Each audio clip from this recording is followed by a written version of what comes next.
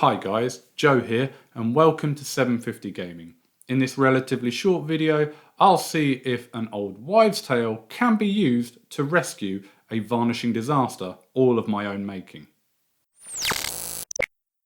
I say an old wives' tale, it's a relatively modern hobby hack, but you get the idea. Can I prove the myth? Anyway, Happy New Year all. I'm not really sure what the socially appropriate time limit is these days for wishing people a Happy New Year, but as this is the first video I'm going to be putting out here in 2024, and it's still January no less, it kind of feels appropriate, even if you are watching this at some other point in time. Anyway, to the point. In the latter parts of last year, I finished up my Black Templars army, and after it was all said and done, and I was really happy with it, I decided it'd probably be a good idea to protect it all under a lovely coat of matte varnish. Now I would have preferred satin if I'm really honest, but I was definitely sure I didn't want shiny Black Templars, and as I was able to source a relatively decent matte varnish at a decent price, well, that's what we went with. And yeah, I had a bit of a disaster.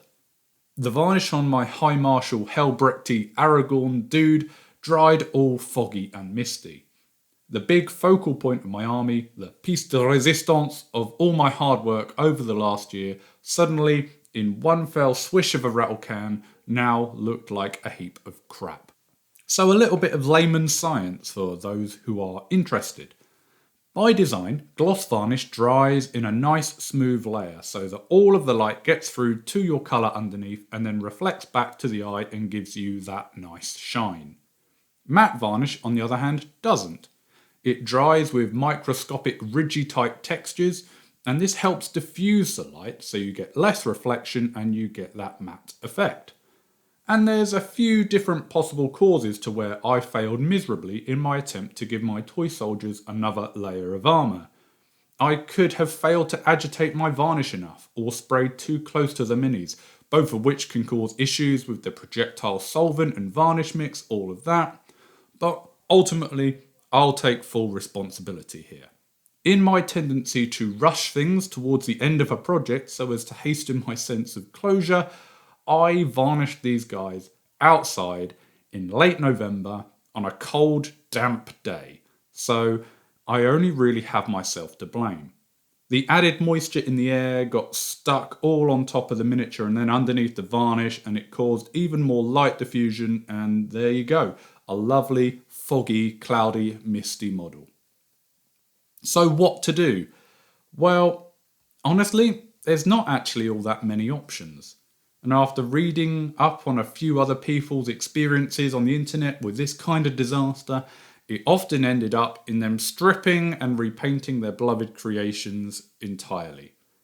But I did stumble on a few ideas, and one particularly from the Outpost website, where there was this suggestion that a thin application of olive oil, no less, could help. The science here kind of makes sense to me. After all, you can wet the areas of foggy varnish with water, and the water fills in the recesses in the matte varnish layer, creating a smooth layer, like a gloss finish once more. But of course, when that water or that moisture dries again, we're back to where we were before. But a little bit of oil, olive oil here, will dry like an oil wash dries, and will in theory keep that consistent layer just without any of the pigment. Well, that's the theory anyway. Now, there's a bunch of other related methods and things you could use instead of olive oil. One of the other options suggested was to whap a coat of gloss varnish over the top of everything. But if my fallback here is to just strip and paint these models as my last resort, I didn't want to make that any harder by gloss coating the whole thing. The other more important point to note is the fact that I didn't actually have any gloss varnish available at the time, but I do use a lot of olive oil in cooking, and I happen to have some in the cupboard. And, well, Mr. Tesco tells me this is versatile, so what's the worst thing that can happen, right? I left it a full 24 hours to dry as much as oil ever will dry. Think about how long you have to leave an oil wash, that kind of thing. And you know what? It's worked. Okay, so those bits of my Mini that I've now repainted in olive oil are very glossy, but I can rematte varnish the whole shebang when the weather starts to get a bit nicer. Like today, it's still cold, but it is clear and dry and we can spray away happily and not make the same mistake twice.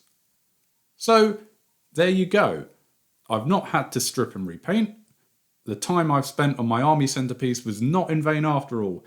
And it turns out you can fix foggy, cloudy, misty varnishing disasters with a smidge of a kitchen cupboard staple. Happy days. So there you go. Someone suggested it. I've tried it. I've proved it works. Well, you know, it's worked for me at the very least on this Mini. It might not work for you on yours. It might make things worse. But I figure if your low bar is to strip and repaint anyway, then you might as well give this a go if you want to. So yeah, if you found that useful and you've managed to rescue your own Minis from their own disaster by using this method, then let me know. I of course can't claim to be the OG source of this information, but if it's helped you, then I'm very happy to help share the knowledge further. Or indeed, if you've used other methods in the past to save your sanity, then please share below, because there are probably some far more hobby-appropriate methods, shall we say, than a splash of kitchen olive oil. But if that's all you got, that's all you got, and it'll do the job. Don't forget to hit like and subscribe if you enjoy this content, and hopefully I'll see you in the next video. Thanks for watching. Let's go!